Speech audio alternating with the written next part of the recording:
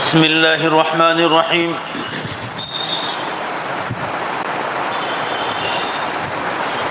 عن ابی بکر بن عیاش رضی اللہ عنہ قال دخلنا على ابی حسین نعوده ومعنا عاصم قال ابو حسین لعاصم تذكر حديثا حدثناه القاسم بالمخيمرة قال نعم أنه حدثنا يوم عبد الله بن عمرو قال رضي الله عنه قال رسول الله صلى الله عليه وسلم إذا اشتكى العبد المسلم قال الله تعالى للذين يكتبون اكتبوا له أفضل ما كان يعمل إذا كان طلقا حتى أطلقه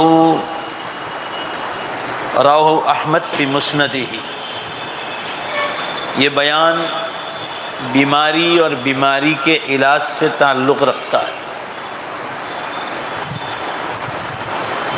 ڈاکٹری کا فن سیکھنا اور لوگوں کو علاج کرنا یہ کتنا بڑا ثواب کا کام ہے۔ ایک بیماری کے دنوں میں کیا فضیلت ہے، خود بیماری کی کیا فضیلت ہے، وہ اللہ تعالیٰ نے جناب رسول اللہ صلی اللہ علیہ وسلم کے ذریعے ہمیں اور آپ کو بتایا۔ دھیان سے سنیے گا۔ ابو بکر بن عیاش رضی اللہ تعالیٰ عنہ فرماتے ہیں کہ ہم ابو حسین کے پاس ان کی بیمار پرسی کے لیے گئے۔ یہ صحابی ہیں ابو بکر بن عیاش، اور حضرت عاصم بھی ہمارے ساتھ تھے۔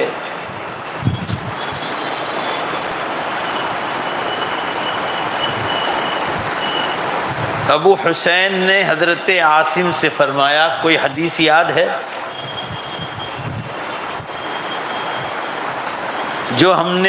جو ہمیں قاسم بن مخیمرہ نے بیان کی ہو؟ انہوں نے کہا جی ہاں یاد ہے حدیث۔ انہوں نے حضرت عبداللہ بن عمر رضی اللہ عنہ سے بیان کیا۔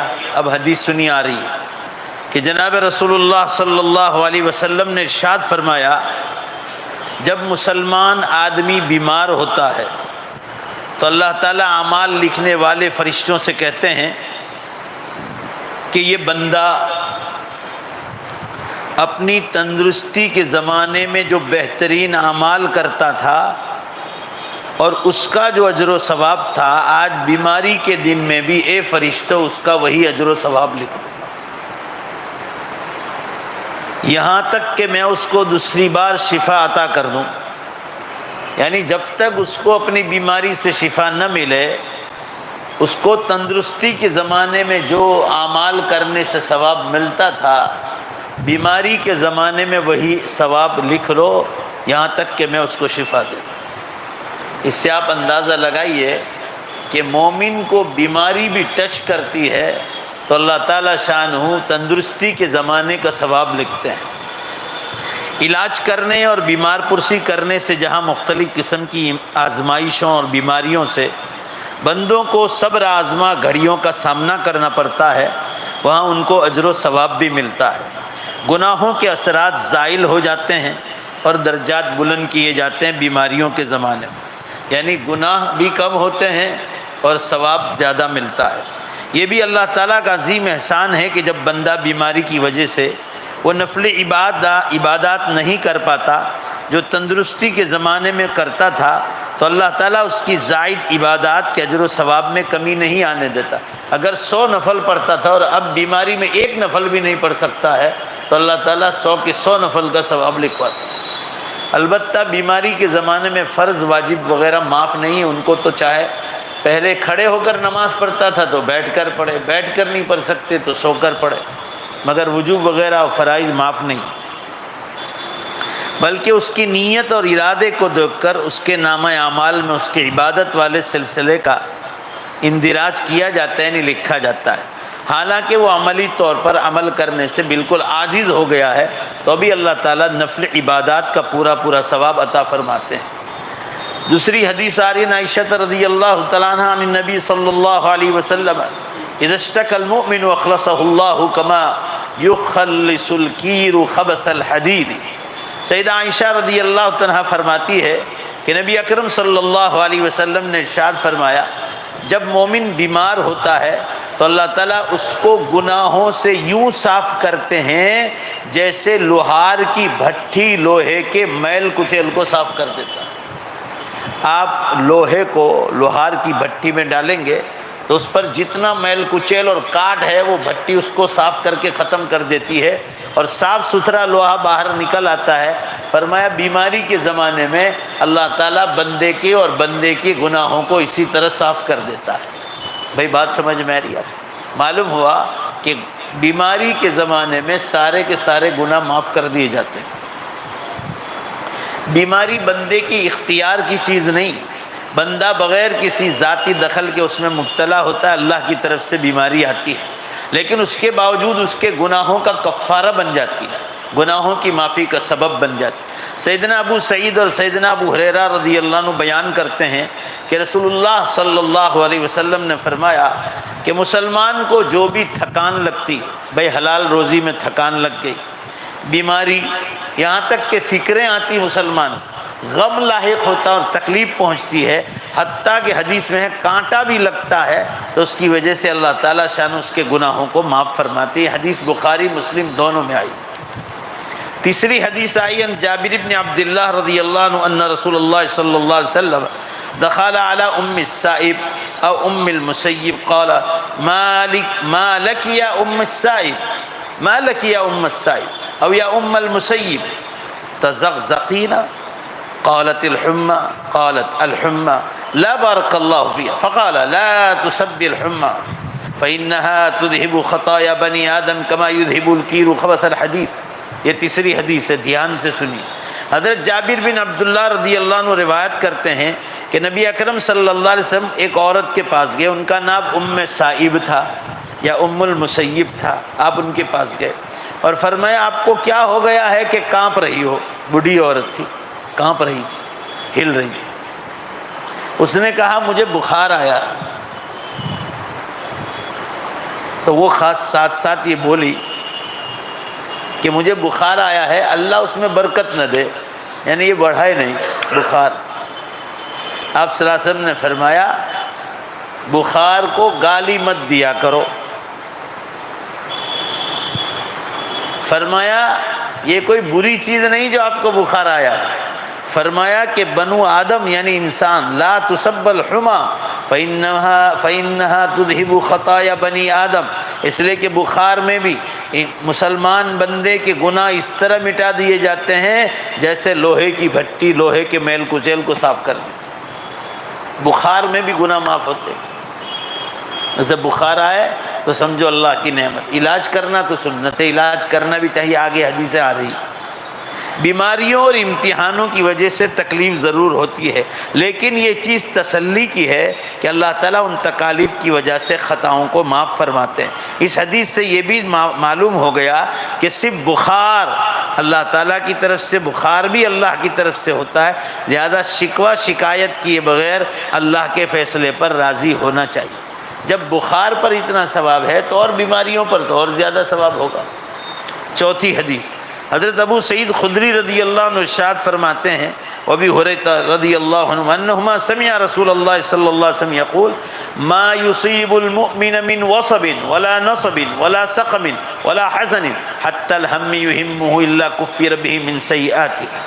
ابو سعید خدری اور ابو ہریرہ رضی اللہ عنہ ارشاد فرماتے ہیں کہ نبی کریم صلی اللہ علیہ وسلم کو فرماتے سنا مسلمان کو جو بھی بیماری حتیٰ کہ تھکان لگتی ہے، تکلیف اور غم لاحق ہوتا ہے، یہاں تک کہ فکر لگتی، بھئی پریشانی آتی ہے تو آدمی فکر مند ہو جاتا ہے، جس کے لیے وہ فکر مند ہوتا ہے تو اللہ ان فکروں اور غم کی وجہ سے بھی گناہوں کو معاف فرماتے ہیں۔ آگے کی حدیث میں کہا گیا بیماریوں کو برا بھلا نہ کہو۔ ان جابر بن عبداللہ ان رسول اللہ صلی اللہ علیہ وسلم دخل ام السائب او ام المسیب، یہ وہی حدیث ہے جو آگے آ چکی ام سائب والی۔ جن کاموں کی نسبت صرف اللہ تعالیٰ کی طرف ہوتی ہے ان کو برا بھلا کہنا یا ان پر راضی نہ کرنا، نہ رہنا، تو مطلب یہ ہوتا ہے کہ آپ اللہ کے فیصلے پر راضی نہیں۔ دیکھیں اگر کوئی آدمی اپنا کوئی عضو کاٹ کر اپنے آپ کو تکلیف میں مبتلا کر دیتا ہے تو اسے ملامت کیا جائے، یعنی کوئی آدمی کیا کرے جیسے انگلی کاٹ ڈالے، ناک کاٹ ڈالے، یہ کاٹ ڈالے اور جان بوجھ کر مصیبت میں آئے تو اس کو برا بھلا کہا جائے، اور اگر اس کی وجہ سے اس کو موت واقع ہو جاتی ہے تو یہ خود کشی کرنے کے برابر جو حرام ہے، کیونکہ بیماری اللہ کی طرف سے آتی ہے، دوسری چیزیں آدمی اگر خود کرتا ہے تو خود، اور موت آ گئی تو خودکشی کا گناہ لاحق ہو. اس لیے آپ پنکھے سے لٹک نہیں سکتے، ندیوں میں تالابوں میں کود نہیں سکتے، اپنی جان کو ہلاک نہیں کر سکتے. ایکسیڈنٹ ہو جائے تو شہید ہے، آدمی خود نہیں کرتا ہے. بخار جیسے اللہ کی طرف سے آتا ہے بیماریاں، ایسے ایکسیڈنٹ وغیرہ بھی اللہ کی طرف سے آتا ہے. قرآن پاک میں ہے کہ اگر وہ مسلمان اپنی حلال روزی کے لیے نکلا تھا یا اچھے کام کے لیے نکلا، شرط یہ کہ گناہ کا کام نہیں تھا، اور راستے میں موت آ گئی کسی بھی سبب سے. وَمَن يَخْرُجْ مِن بَيْتِهِ مُهَاجِرًا إِلَى اللَّهِ وَرَسُولِهِ ثُمَّ يُدْرِكْهُ الْمَوْتُ فَقَدْ وَقَعَ أَجْرُهُ عَلَى اللَّهِ. جو آدمی اللہ اور نبی کے لیے نکلا اور پھر راستے میں موت آ گئی، قرآن کہتا ہے ثُمَّ يُدْرِكْهُ الْمَوْتُ فَقَدْ وَقَعَ أَجْرُهُ عَلَى اللَّهِ، تو شہید ہونے کا اجر ثابت ہو گیا. جنید جمشید رحمۃ اللہ علیہ تھے، تبلیغی جماعت کی امداد کرنے کے لیے گئے تھے اور پلین سے واپس آ رہے اور اس میں شہید ہو گئے. ان میں اور بھی بہت سارے مسلمان تھے، زیادہ تھے. تو بعض بدعتیوں نے یوٹیوب پر رکھا تھا کہ دیکھو جماعت میں گیا تھا نے ایسی بری موت آئی. تو میں نے اس کا جواب دیا. تو اس کو ٹویٹ صرف 400 آدمی نے کیے تھے، بدعتی ہوں گے انہوں نے کیا تھا. میں نے قرآن و حدیث سے 2 منٹ کا جواب دیا تھا، تو تقریباً 5 لاکھ سے اوپر لوگوں نے ٹویٹ کیا. ان کی بات دب گئی، قرآن کی بات اوپر آ گئی. قرآن نے کہا کہ جو اللہ اور نبی کے لیے گیا ہو اور راستے میں موت آ جائے فقط وقع اجرہ علی اللہ، تو اس کے لیے شہید کا اجر ثابت ہو. بھائی بولو نا، جنید جمشید صاحب کو شہید کا اجر ملے گا کہ نہیں ملے گا؟ وہ تو جماعت کی امداد کے لیے گئے تھے، تو نیک کام کے لیے گئے. یہ ہمارے مسلمانوں کا حال ہے. شہید کی موت کو لوگ برا کہتے ہیں. اس طرح آپ کسی اچھے کام کے لیے گئے تھے، جیسے آپ کوئی کام کے لیے دکان پر گئے، اچھے کام کے لیے گئے تھے، موت آ گئی. ایمان پر موت، شرط یہ ہے کہ گناہ کا کام نہ ہو، بس اتنا یاد رکھ. اللہ ہم سب کو ایمان پر اور اچھے کاموں پر موت عطا فرمائے. حضرت 5ویں حدیث، حضرت عبداللہ ابن عمر رضی اللہ عنہ بیان کرتے ہیں کہ رسول اللہ صلی اللہ علیہ وسلم نے فرمایا، جب آدمی بیمار کی بیمار پرسی کے لیے آئے تو ان الفاظ میں دعا کرے، اے اللہ اپنے اس بندے کو شفا عطا فرما تاکہ تیرے دشمن کا مقابلہ کرے، یا تیری خوشنودی کے لیے یہ نماز پڑھے یا کسی کی جنازے کی نماز میں جائے. تو آدمی یہ دعا کرنی چاہے کہ اللہ یہ تیرا بندہ بیمار ہے، تیری بندی بیمار ہے، اللہ اس کو شفا عطا فرما تاکہ تیرے راستے میں یہ دین کا کام کرے، یا کم از کم جنازے کی نماز پڑھنے جائے، کسی مومن کو جنازے میں دفنانے کے لیے جائے تو اللہ اس کو شفا عطا فرما. معلوم ہوا کہ بیمار پرسی کرتے وقت بیمار کے حق میں یہ دعا پڑھنی چاہیے کہ اللہ اس بندے کو شفا عطا فرما تاکہ یہ تیرے دشمن کے مقابلے میں جائے یا کم از کم نماز پڑھنے کو لیے جائے. بخار اگر آ جائے تو اس کے علاج کے لیے نہانا کیسا ہے، دھیان سے سنیے. آسمانوں سے جو چیزیں بتلائی گئی اگر ہم لوگ نہیں کرتے ہیں نا تو ہمارا نقصان ہے. آپ صلی اللہ علیہ وسلم نے کیسی کیسی بیماریوں کے علاج بتایا اور اللہ نے آپ کو آسمانوں سے بتلایا.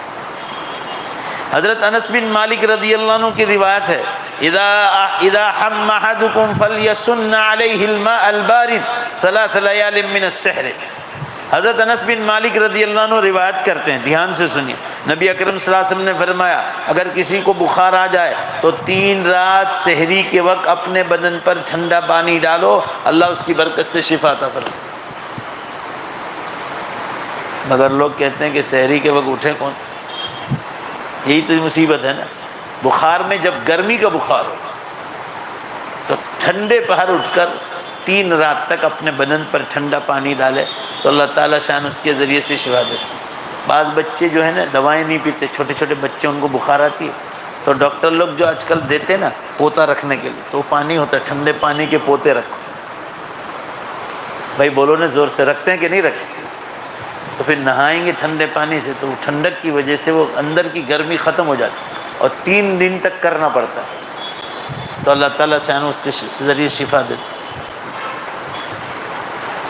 نبی اکرم صلی اللہ تعالیٰ علیہ وسلم، حدیث دھیان سے سنی، کھجور کے ساتھ تربوز کھاتے تھے، کیونکہ آپ جہاں رہتے تھے مدینہ منورہ میں گرمی بہت تھی اور کھجور بھی بہت گرم، اور وہاں تربوز بھی بہت ہوتے تھے آپ صلی اللہ علیہ وسلم کے زمانے میں۔ ہمارے یہاں تو تربوز دیکھنے کو بھی نہیں ملتے۔ یہ جو دونوں ہاتھ ہیں نا، اس سے بھی بڑے بڑے تربوز ابھی بھی مکہ مدینہ میں اتنے بڑے بڑے، یہ تو میرے ہاتھ کم پڑتے، میں نے خود نے کھائے ہیں، اتنے بڑے بڑے تھے، کیونکہ جتنی زیادہ گرمی تپتی اتنا زیادہ وہ پھیلتا ہے۔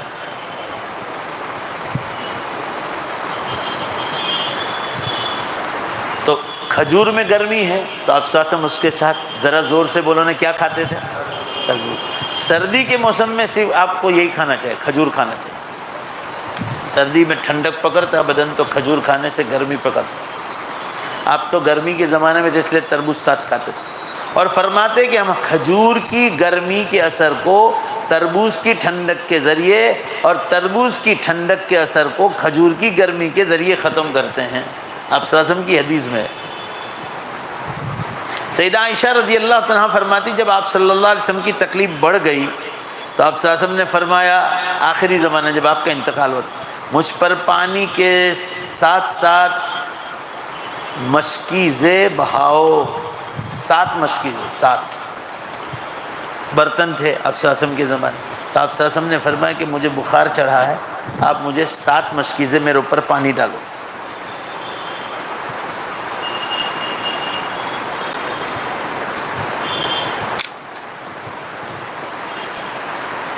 تو بخار جب سخت گرمی والا بدن گرم ہوتا ہے نا تو آدمی خود سمجھ جاتا ہے کہ گرم ہے، اس وقت ٹھنڈے پانی سے استعمال کرنا چاہے، بہت جلدی شفا ملتی ہے۔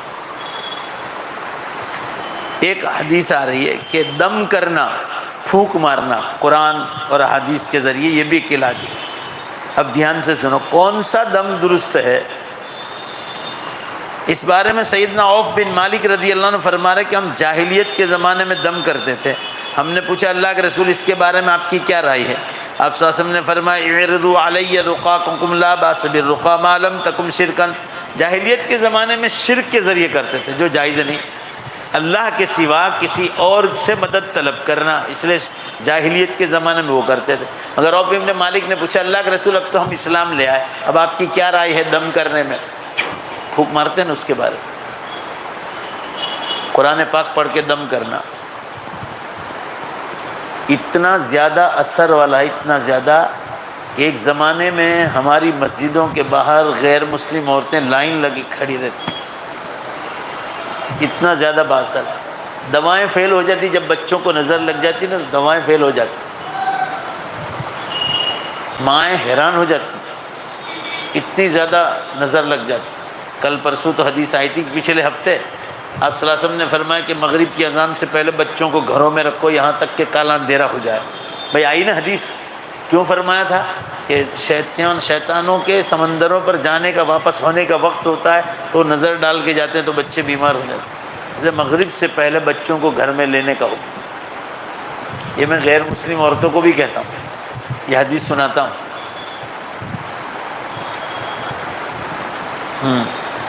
آیت الکرسی ہے، الحمد شریف ہے، یہ پڑھ کر دم کرنا چاہیے۔ تو وہ اسلام لانے کے بعد آپ صلی اللہ علیہ وسلم کو پوچھا تو آپ صلی اللہ علیہ وسلم نے فرمایا اگر کوئی شرک والی چیز نہیں ہے تو جائز ہے۔ اس حدیث کا مطلب یہ ہوا کہ جو اللہ تعالیٰ کے کلام، اللہ تعالیٰ کے نام اور صفات پر مشتمل ہو یا قرآن کی آیتیں ہوں اس سے دم کرنا جائز ہے۔ ضروری نہیں ہے کہ وہ نبی کریم صلی اللہ علیہ وسلم کے ذکر سے منقول ہو، یعنی اگر آپ صلی اللہ علیہ وسلم کی کسی حدیث میں نہیں اور آپ نے قرآن کی آیتیں پڑھی، جیسے آیت الکرسی ہے یا یہ ہے وہ ہے کوئی بھی چیز پڑھی، مگر نیت آپ کی صحیح ہے اللہ کے کلام میں سے، تو شفا مل کر رہے گی۔ بس اس میں ایک شرط ضروری ہے کہ شرکیہ کلمات نہ ہو، غیر مسلم لوگ جو استعمال کرتے ہیں۔ آج کوئی مسلمان عورت آئی تھی جھانپے سے، شادی بھی اس کی جھانپے میں ہوئی، تو کہنے لگی کہ میرا شوہر رات کو 2 بجے دیر سے آتا ہے تو ہماری اب لڑائیاں ہوتی ہیں۔ میں نے کہا کیوں لڑائیاں؟ آپ اس کو پیار محبت سے سمجھاؤ کہ اگر آپ کی جگہ میں ہوں، میں نے اس کو سمجھا کہ آپ کی جگہ میں ہوں اور میں رات کو 2 بجے آؤں اور اللہ نے آپ کو عورت بنایا ہوتا تو آپ کیا کرتے؟ ایک بات تو یہ کہی، میں نے کہا آپ لڑائی کا جواب لڑائی سے مت دو، دوسری بات میں نے پوچھی آپ گھروں میں تعلیم کرتے ہیں دین کی کوئی تعلیم؟ تو کہا نہیں۔ کہا گھر میں تعلیم کرو، شروع کرو، قرآن و حدیث کی ایک بات کان میں پہنچی نا تو دل نرم ہوگا، اور پھر بیوی کا احساس ہوگا کہ جو کہہ رہی بھی صحیح کہہ رہی۔ تو کہا میں آئندہ پیر کو مجھے آ کے جواب دے جاؤ کہ آپ نے تعلیم شروع کی کہ نہیں کی، اور پھر اس کو ماحول میں رکھو، جماعت کے ماحول میں، عالموں کے ماحول میں رکھو۔ اس نے ایک بات مجھے عجیب کہی، تو وہ مجھے اصل سنانا ہے کہ یہ میری بیٹی ہے، اس کو میں درگاہ پہ لے گئی تھی۔ میں نے کہا کیوں لے گئی تھی؟ تو کہا نظر اتاروانا ہے۔ میں نے کہا پیچھے ہماری ہوگی یوں کر کے؟ تو کہا ہاں۔ تو میں نے کہا نظر گئی؟ تو کہا نہیں۔ میں نے کہا ابھی بھی پریشان کرتے؟ میں نے کہا یہ غیر مسلموں کا طریقہ ہے۔ میں نے کہا کیا کیا ہے؟ تو کہ ناریل منگوایا تھا۔ میں نے کہا ناریل واپس ملے؟ نہیں۔ میں نے کہا وہ کھا گیا۔ کہا کبھی بھی مت جائیے مسلمان، اللہ تعالیٰ اور اللہ کے کلام اور نبی کے کلام سے شفا سے۔ میں نے کہا بولو اب جاؤ گے؟ کہا نہیں جاؤں گی۔ اس سے اقرار کروایا میں، آج ہی کی بات۔ یہ سب شرکیہ چیزیں، یہ کہتے ہیں نا مزاروں پہ رکھتے ہیں نبی یوں یوں کر کے مارتے ہیں، اس سے ایمان خراب ہوتا ہے اور نظر کبھی نہیں اترتی، کبھی نہیں اترتی۔ حدیث نمبر 6 عن عائشہ رضی اللہ تعالی عنہا ان رسول اللہ صلی اللہ علیہ وسلم دخل علیہا وامرأة تعالجها وترقیها فقال عالجیها بکتاب اللہ۔ دھیان سے سنیے، حضرت عائشہ رضی اللہ عنہا فرماتی ہے رسول اللہ صلی اللہ علیہ وسلم میرے پاس آئے۔ حضرت عائشہ فرماتی حضور صلی اللہ علیہ وسلم میرے پاس آئے اور ایک عورت میری سہیلیوں میں میرا علاج کر رہی تھی، وہ علاج جانتی تھی، اور اتنے میں آپ صلی اللہ علیہ وسلم آئے۔ تو آپ نے پوچھا عائشہ یہ کیا ہو رہا ہے؟ ایسے ہی پوچھا، اور فرمایا اللہ کے رسول یہ مجھے دم کر رہی تھی قرآن پاک سے۔ نہیں، اس نے یہ کہا کہ اللہ کے رسول میں دم کر رہی تھی۔ حضرت عائشہ فرما رہی وہ دم کر رہی تھی۔ تو آپ نے اس عورت سے پوچھا کیا دم کر رہی ہو؟ تو آپ نے خود ہی ارشاد فرمایا عالجیہا بکتاب اللہ۔ حضرت عائشہ کو اگر دم کرتی ہے تو سہیلی ہے تو قرآن پاک سے علاج کر اس کا۔ اس نے پھر ایسا ہی کیا اور حضرت عائشہ رضی اللہ عنہا کو شفا مل گئی۔ اس سے معلوم ہوا کہ اگر کوئی جانکار ہے کوئی بھی کر سکتا ہے۔ باقی یہ جو بھوئے ہیں، آج کل تعویذوں کا دور چلا ہے، اس میں امت کو بے حساب گمراہ کیا جاتا ہے۔ کئی لاکھ لوگ روپے لیتے ہیں، مکان خالی کرواتے ہیں کہ مکان خالی کرو جلدی سے، بیچوا ڈالتے ہیں۔ ایسے ایسے جاہل امت میں پیدا ہوا ہے، اور لوگوں میں عقل نہیں ہے، پڑھے لکھے لوگ بھی عقل نہیں۔ وہ داڑھی ٹوپی والے دیکھ کر سمجھتے ہیں اللہ والے، وہی اللہ والے نہیں ہوتا، وہ شیطان ہوتے ہیں۔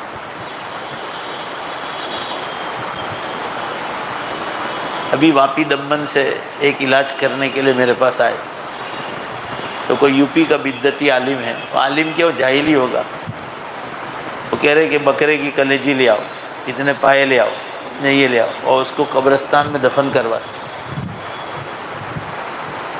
وہ بیچارہ مہنگا مہنگا کتنی چیز لائے گا، اور چھریاں دفن کرواتے، چھریاں قبرستان میں، اور پھر پیسے لیتے ہیں وہ الگ۔ نعوذ باللہ، توبہ کرنی چاہیے ایسی چیزوں سے۔ نبی کریم صلی اللہ علیہ وسلم یہ شرک کی چیزیں جو غیر مسلم لوگ کرتے ہیں، اور پھر پریشان ہوتا کچھ نہیں تو پھر ہمارے پاس آتے ہیں اور یا اچھے عالموں کے پاس جاتے ہیں۔ کبھی بھی عالموں سے مشورہ کرنا چاہیے کہ بھائی یہ شرک کی چیز نہیں۔ آدمی 1 سیکنڈ میں ایمان سے نکل جاتا ہے۔ زور سے بولو بھائی کتنی سیکنڈ میں؟ 1 ہی سیکنڈ ایسے عمل کرتے۔ ایمان کو کیا سمجھتے ہم؟ اللہ کی بہت بڑی نعمت ہے۔ جہاں کرنے کی اجازت وہی کرنا چاہیے، جن چیزوں کی کرنے کی اجازت نہیں ہے ان چیزوں کو نہیں کر سکتے۔ اللہ تعالیٰ کا کلام جسمانی اور روحانی بیماریوں کے لیے شفا ہے۔ نبی کریم صلی اللہ علیہ وسلم کے زمانے میں قرآن مجید کو بطور علاج کے دم کی شکل میں بھی استعمال کیا جاتا ہے۔ ہمیں بھی چاہیے کہ جب ہم قرآن مجید سے علاج کریں تو نبوی طریقہ جو نبی صلی اللہ علیہ وسلم نے بتایا اسی طریقہ اختیار کرنا چاہیے۔ آگے کی حدیث آ رہی، حوی بن حابس رضی اللہ عنہ تیمی خاندان سے ہیں، اپنے باپ سے روایت کرتے ہیں کہ رسول اللہ صلی اللہ علیہ وسلم نے ارشاد فرمایا الو میں کوئی نحوست نہیں۔ الو قسم کے پرندہ آتا ہے، اس زمانے میں لوگ ایسا کہتے تھے کہ الو پرندہ یہاں بیٹھا ہے یا گھر کے پاس آیا تو اپنے گھر پر مصیبت آئے۔ تو آپ صلی اللہ علیہ وسلم نے فرمایا کہ اس میں کوئی بیماری یا نحوست؟ زور سے بولو بھائی۔ کہا وہ تو اللہ نے بنایا وہ پرندہ ہے، وہ آئے گا بیٹھتا ہے، اس کو کیا مطلب؟ سر پر سے بھی گزر جائے تو کچھ نہیں ہوگا، تو لوگ کہتے ہیں کہ سر پر سے گزر گیا لہذا تیرا سب ستیہ ناش ہو جائے، الو گزرا اس، یہ آپ کے زمانے میں تھا۔ آج بھی غیر مسلموں میں یہ چیزیں ہیں، اس کو دیکھا دیکھی مسلمان کرتے ہیں۔ ابھی میں کہاں بیان میں گیا تھا، پرسوں ترسوں آہوا دانگ گیا تھا، آپ ترکستان آئے تھے نا، کتنے دن ہوئے؟ بدھ کے دن، شنیوار، پرسوں کی بات، میں آہوا دانگ گیا تھا۔ آہوا دانگ سے 12-13 کلومیٹر پر ایک بہت بڑا قصبہ ہے، مسلمانوں کا گاؤں ہے، بہت بہت بہت بستی، پورا یہ وہ سب پیک ہو گیا، اطراف میں بھی بہت دیہات۔ تو میں نے کہا کہ ہم لوگ غیر مسلموں کے ساتھ رہتے ہیں تو ان کی شرک کی کوئی چیز ہمارے اندر آنی نہیں چاہیے۔ تو میں نے ایک مثال دی کہ آج بھی ہمارے گھروں میں میت ہوتی ہے تو ہم لوگ میت کو جس رضائی پہ سلاتے ہیں مؤذن صاحب کو دے دیتے ہیں کہ مسجد میں جمع کر لو۔ یہ غیروں سے آیا ہے، کیوں آیا معلوم ہے؟ ہم لوگ یہ سمجھتے ہیں کہ یہ رضائی جس پر ہمارا میت سویا ہے، ہم سوئیں گے یا بیٹھیں گے تو ہم بھی مر جائیں گے۔ ایسا ہوتا تو ہم علماء کرام کبھی سے مر گئے ہوتے۔ یہ مسجدوں میں یہی گودروں پہ ہم سوتے ہیں نا، ابھی بھی لوگ مسجدوں میں سلاتے ہیں، ایسا ہوتا ہم کبھی مر نہیں گئے ہوتے، یہ جماعت والے بھی کبھی سے مر گئے ہوتے۔ یہ ایمان، یہ شرک ہے، شرک۔ ذرا زور سے بولو بھائی یہ کیا ہے؟ میں روز کہتا ہوں اپنی والدہ کی مثال دے کر، ہماری والدہ کا انتقال ہوا تو جس رضائی پر وہ سوئے تھے وہ میں نے مؤذن صاحب کو کہا کہ یہ میرے گھر واپس پہنچا دینا، میں نیا رضائی مسجد کو دوں، اس پر میں بیٹھ کے دعا مانگتا ہوں۔ والدہ جس پر سوتی تھی کہ اللہ، وہ ایک پارسا اور نیک خاتون تھی، روزانہ 15 پارے قرآن پڑھتی تھی اس پر بیٹھ کر، اس پر سجدہ کرتی تھی وہ کرسی پر بیٹھ کر، اس کی برکتیں تو مجھے عطا فرما۔ اب جواب دو بھائی، اس رضائی پر بیٹھنے یا سونے سے مر جائے گا آدمی؟ کیا اس میں موت کی طاقت رکھی اللہ نے گودرے میں؟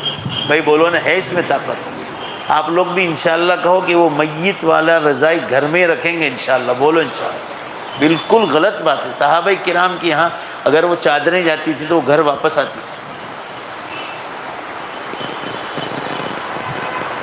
اس کا مطلب یہ ہوا کہ مسجد میں جو ہے اس کو صلاح وہ مر جائے تو اچھا، اپنے نہیں مرنا چاہیے، یہی تو مطلب ہوا نا۔ یہ ایمان کے منافی ہے، ایمان کے منافی۔ اب ایک ہے نیکی کمانے کا موقع تو بھائی اچھا ہی دو نا، نئی رضائی دو۔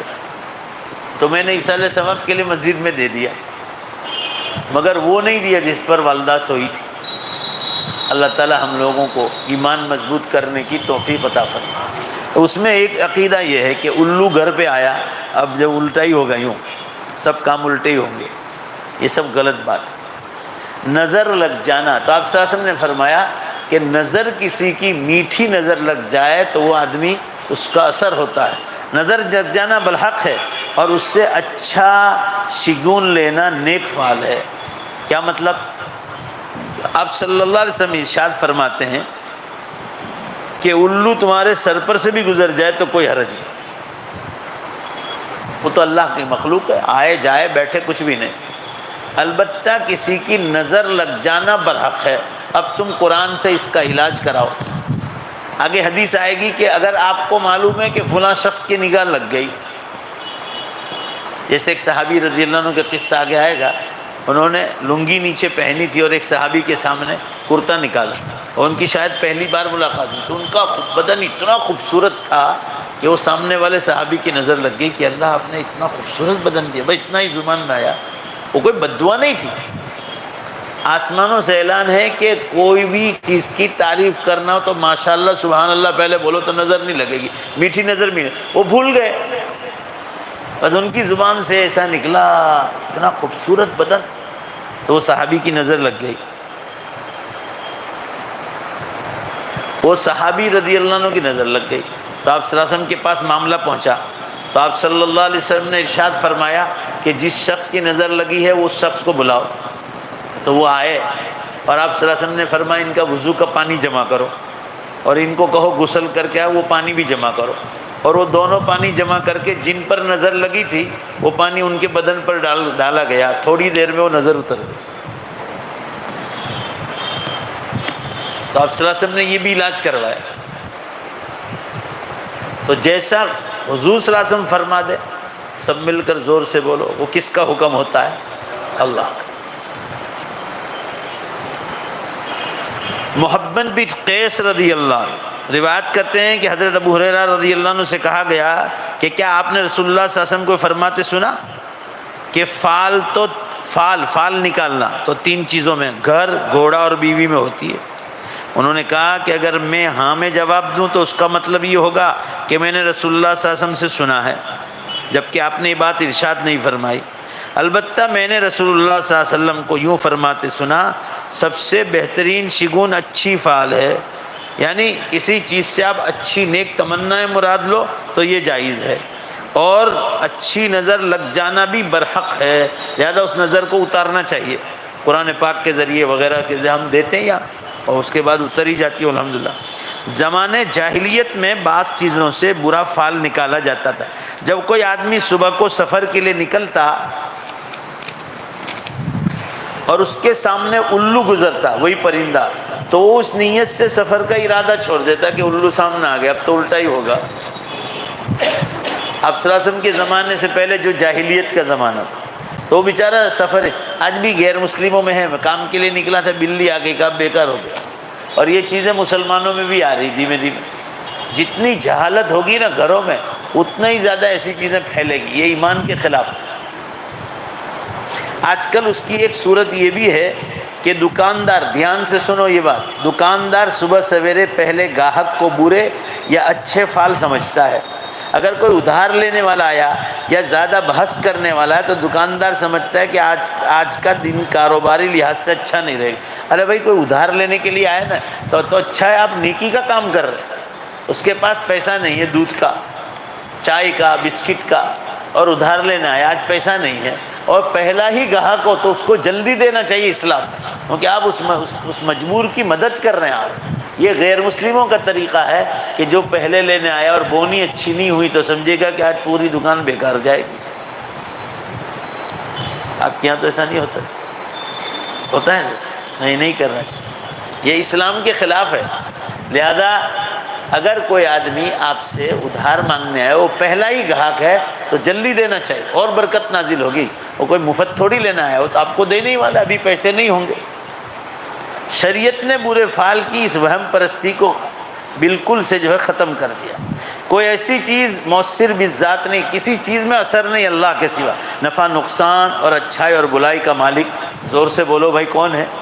اللہ تعالیٰ ہے۔ یہ بات یاد رہے کہ آدمی اچھے فعال لے سکتا ہے۔ مثلاً آپ صبح کو کسی مقصد کے لیے نکلے، راستے میں چند نیک لوگوں سے ملاقات ہو گئی، آپ اپنی روانگی کا مقصد بیان کیا کہ بھائی میں تو نیک کام کے لیے جا رہا ہوں، انہوں نے آپ کو خوب حوصلہ دیا اور برکت کی دعا کی، اس سے اپنے مقصد کے اچھا ہونے کا اندازہ لگانا درست ہے۔ یعنی جیسے آپ کوئی کام کے لیے صبح نکلے یا اللہ کے راستے میں جا رہے ہیں اور کچھ اچھے دیندار لوگ سے ملاقات ہو گئی،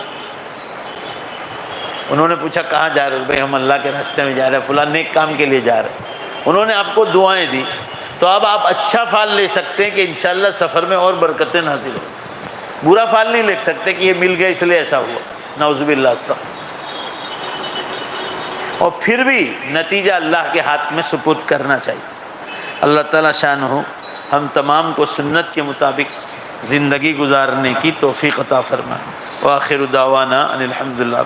بھئی دعا کرنی، ہمارے ترکسر دارالعلوم میں جہاں میں رہتا ہوں، حاجی سعید صاحب ابھی پچھلے جمعہ کو انتقال کر گئے۔ ہمارے فضل بھائی سے بھی جو ذمہ دار ہیں ان سے بھی بہت تعلق تھا، انہوں نے ان کے بیٹے مولانا فضل صاحب جو نماز پڑھاتے ان کی بھی بہت خدمت کی تھی، تو ان کے لیے دعا کرے، بہت نیک آدمی تھے، اور خود میری انہوں نے مرحوم نے بہت خدمت کی تھی، بہت خدمت کی۔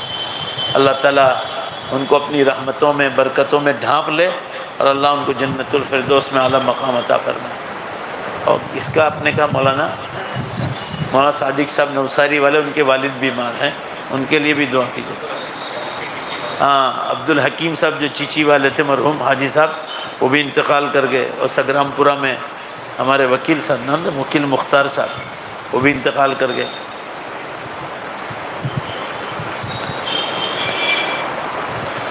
ایک اعلان ہے، یہ راجستھان گنگاپور سٹی سے مولانا امام الدین صاحب لاک ڈاؤن کے بعد پہلی بار تشریف لائے ہیں، 3 سال بعد، بیچ میں آنے نہیں پائے تھے، تو آپ حضرات سے گزارش ہے، مولانا کے یہاں تو میں کئی بار مدرسے کے جلسے میں جا چکا ہوں، تو آپ حضرات سے گزارش ہے للہ زکوٰۃ ادھر صدقات اور خیرات سے حضرت مولانا کی آپ امداد فرما، دل کھول کر امداد کریں، بہت 3 سال کے بعد آئیں، درود شریف پڑھ لیں۔